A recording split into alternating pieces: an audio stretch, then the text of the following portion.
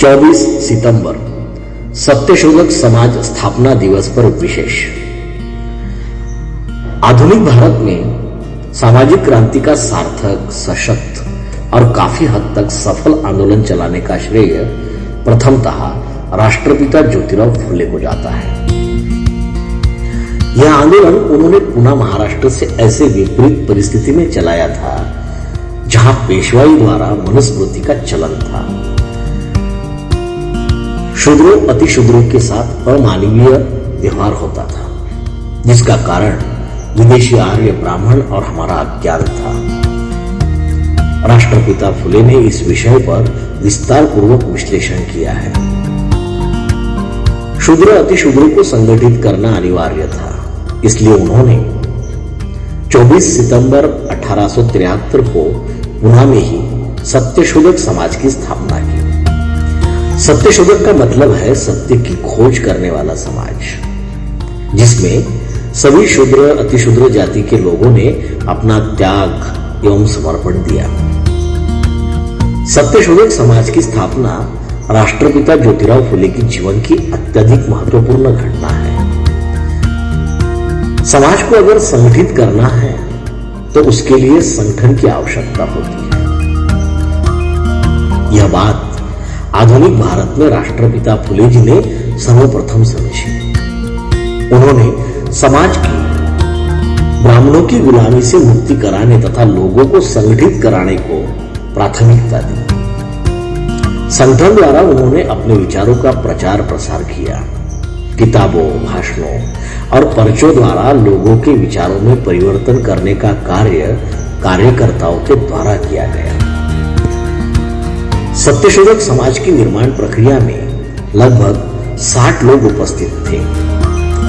लोकतंत्र का आधार लेकर ही संगठन का निर्माण हुआ, जिसके प्रथम अध्यक्ष ज्योतिराव फुले चुने गए और संस्था के पहले मंत्री नारायण गोविंदराव गडलक निर्वाचित हुए।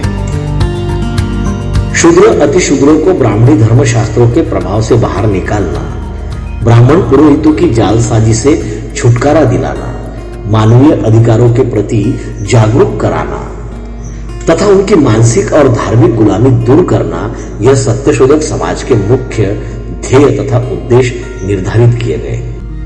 प्रत्येक रविवार को समाज की बैठक होती थी। बैठकों में हिंदू समाज के बहुमुखी कुरीतियों पर वाद विवाद तथा विचार विमर्श होता था। छोटी जाति के लोगों में शिक्षा का महत्व समझाने के लिए प्रयास करना, ब्राह्मण पुरोहितों को धार्मिक समारोह पूजा पाठ के लिए आमंत्रित ना करना, कम से कम खर्च में विवाहों का आयोजन करना, भविष्य, भूत प्रेत के अंधविश्वास से लोगों को मुक्त करना आदि विषयों पर इन बैठकों में चर्चा होती थी। सत्यशोधक समाज के अनुयायियों में बुद्धिजीवी लोग नहीं थे। उनका नेता एक सीधा साधा ईमानदार किसान था। उनकी भाषा जनसाधारण लोगों की भाषा थी। उनका प्रचार प्रसार खेतों में होता था। सत्यशोधक समाज के प्रचारक लोगों का ध्यान आकर्षित करने और उन्हें इकट्ठा लाने के लिए ढोल बजाते थे, फिर उन्हें ब्राह्मणों की करतूतें समझाते थे। सत्यशोधक समाज द्वारा कई अंतरजातीय एवं विधवा विवाह का पुरोहितों के बगैर सफल आयोजन किया गया। विधवा मुंडन के विरुद्ध नाइयों की सफलतम हड़ताल की गई। साथ ही वाद विवाद स्पर्धाओं का भी आयोजन किया गया।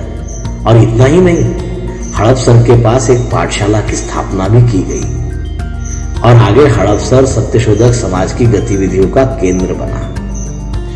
सत्यशोधक समाज की गतिविधियों की बड़ी लंबी चौड़ी सूची है, जिसे जानने के लिए समकालीन साहित्य को पढ़ना अनिवार्य है। आज राष्ट्रपिता फुले द्वारा स्थापित सत्यशोधक समाज को हमें समझना होगा और उसी दिशा में हमें ब्राह्मण और ब्राह्मणों द्वारा स्थापित गुलामी को नष्ट करना होगा। जय भीम, जय मूल्यवासी, जय भारत, जय संविधान।